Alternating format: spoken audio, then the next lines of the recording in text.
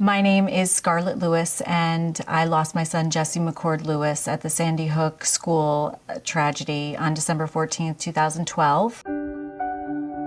He was 6 years old and in first grade. Like Scarlett, 19 other families lost their children in one of the most horrific tragedies to occur at an elementary school in American history. To me, it's unparalleled. Maybe to some other atrocities that I can name, but I don't think that I should. Jen Richmond lost her daughter, Avielle, who along with 5 other victims were equestrian students at Zor Ridge Stables, a 30-acre horse farm about a mile from Sandy Hook Elementary, owned and operated by Brian and Annette Sullivan.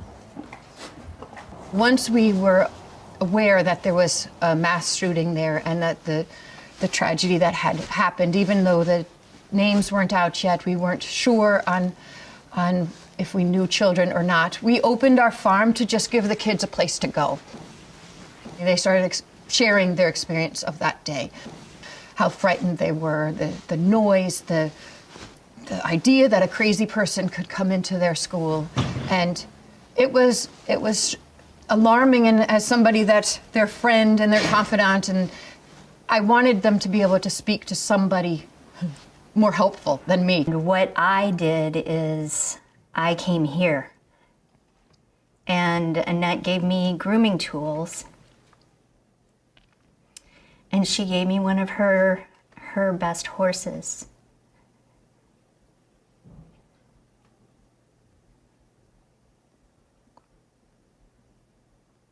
And that horse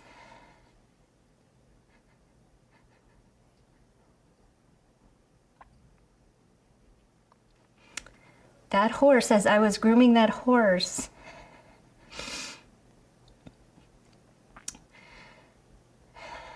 just soaked in my grief. Just soaked it in. My wife lost one of her students, but she also lost, I felt, one of her own, because she said to me, "That's like my little girl who died, Bri. It's not my blood, but Avielle was like my own." Avielle was a tremendous spirit and really meant the world to me, and I wanted to do something that would be a tribute to her, something that would have a lasting effect for her friends.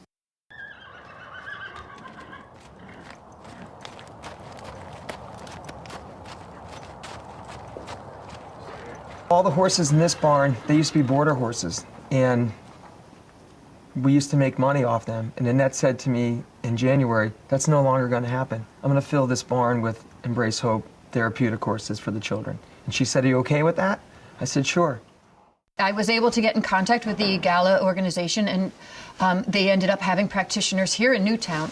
And they came to the farm, and actually several teams throughout New England came into the stables and provided their services for those first few months. The EGALA program is an established program, certified program, and we thought, wow, well, we've got the facilities here. Annette's a professional equestrian, and we can put the two together and really have a meaningful impact. EGALA is short for Equine Assisted Growth and Learning Association, and basically it oversees a form of therapy that includes the horses and therapists and an equine specialist in doing therapy. People will work with the horses to learn more about themselves, to learn coping strategies, and basically to feel better. It works really well with kids because it's very non-threatening. Kids love horses usually, and so they, are put into an arena or a paddock or something with the horses, and they can create relationships with the horses. And then as a therapist, you can use that relationship that they have to learn more about what's going on for them. Annette told me that she was starting an equine therapy program and that she wanted me to be involved. And I thought that I would try out what it was. So JT and I had a few sessions, and found them to be incredibly healing. Horses are prey animals, and so that means that in the wild, to survive, they have to be highly, highly sensitive to everything around them. And so what happens when you put a horse into a group of people or even an individual is they assess a situation immediately. And they're able to figure out, without verbally saying something, obviously, whether the person is sad or happy or distressed. And we know that because the horse will react to whatever that emotion is with their body language. When you're around horses, they have this spiritual quality. You can look into their eye and they have this vast knowing, and they're very calm, and you have to be calm when you're around horses. So you have this synergetic communication that's going on. In a trauma situation, the horses kind of become a mirror. So that if you ask kids to do an activity, for example, to build a school, like in this situation, that's really traumatic for the kids to start to remember things about the tragedy.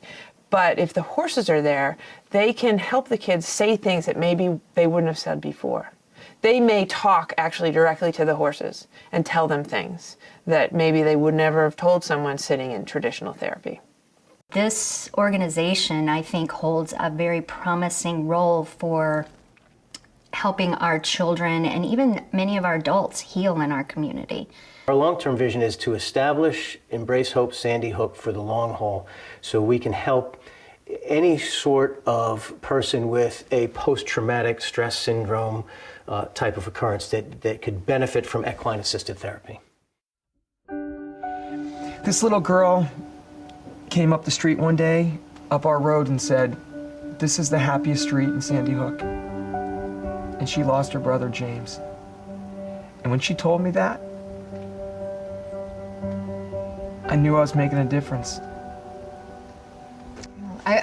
I guess sometimes you get so low that hope is all you have.